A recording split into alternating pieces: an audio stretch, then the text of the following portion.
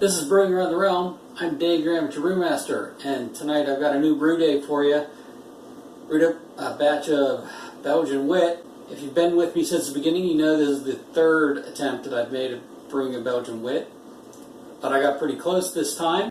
Let's go back, check out the brew day for this, and I'll come back and tell you what happened. Here are the ingredients I'll be using today. The grain bill for today is 4.5 pounds of Belgian Pilsen malt, 8 ounces of Munich 1, 4 pounds of flaked wheat, and 1 pound of flaked oats. I'll be putting Hallertau Mittelfrüh and Sterling into this.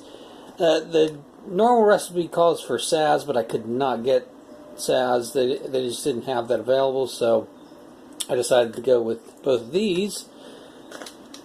I needed an ounce of coriander seeds for today's recipe, but the brew shop wanted $1.85 for an ounce, and I got this bag from Amazon for $7, so I'll have this for a good while. I'm going to put 3 oranges, the zest of 3 oranges, in today's brew towards the end. I'm just going to try to zest all 3 of these, but I really just need about 2 ounces.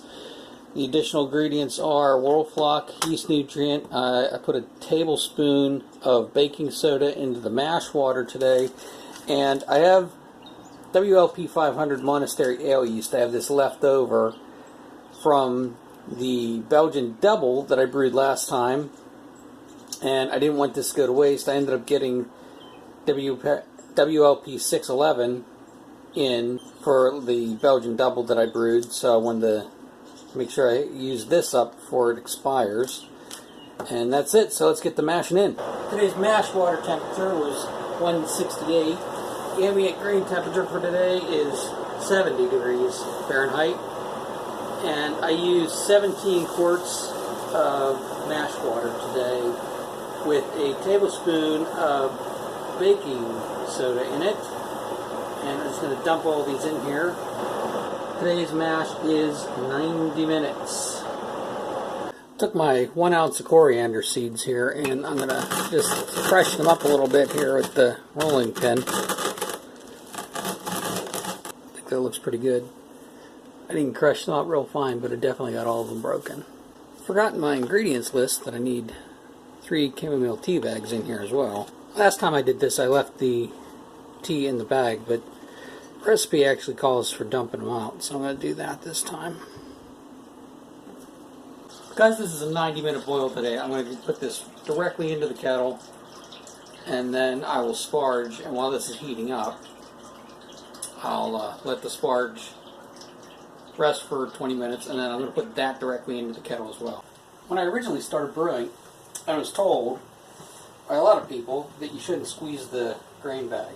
But I have since learned that if you want to get your efficiency up, the best thing to do is squeeze that bag as much as you can. The first 30 minutes of our boil time is up, so I'm going to go in and throw our hops in.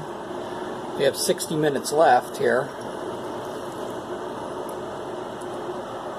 And that's it for additions for right now. There's no addition here until there's 15 minutes left. Wort chiller goes in with 15 minutes left.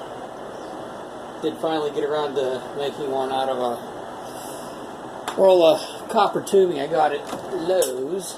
2 minutes left. Here's where all the good stuff goes in. I've got 3 chamomile tea bags, an ounce of crushed coriander, and 2 ounces of lemon or orange zest. And I'm also going to throw in the Whirlfloc and yeast nutrient. With the help of the wort chiller, I was able to chill all of this down in record time to my below 80 degrees pitching temperature.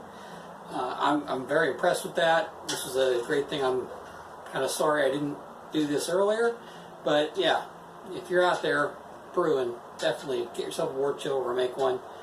It'll save you a lot of trouble. And this covers the dual purpose of burying the wort.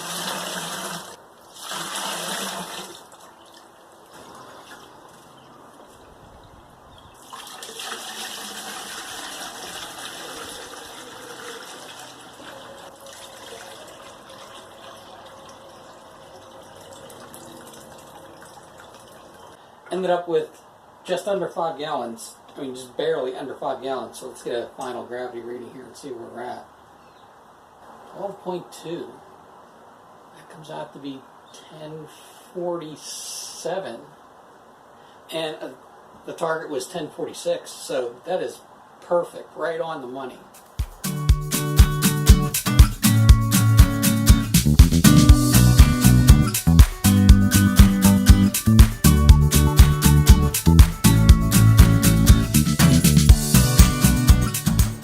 Taking a look at this is very cloudy, and that is okay because that's what this beer is supposed to be. It is definitely a hazy wit.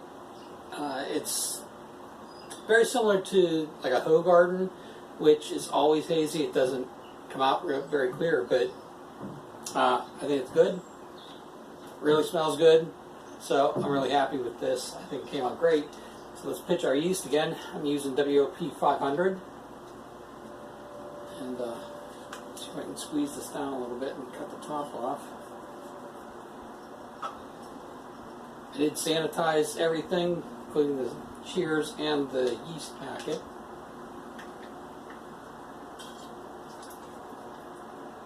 Get the lid on here.